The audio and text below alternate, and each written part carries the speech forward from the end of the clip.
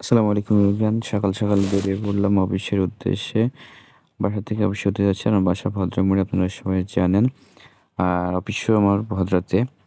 তো অফিসে নেটের খুব প্রবলেম দেখা যাচ্ছে। আমাদের যে কয়টা রাউটার ছিল সব রাউটারে সব ভালো সার্ভিস দিতে পারছিল না। যার কারণে আবারও নতুন করে নতুন সংযোগ নেওয়া হলো।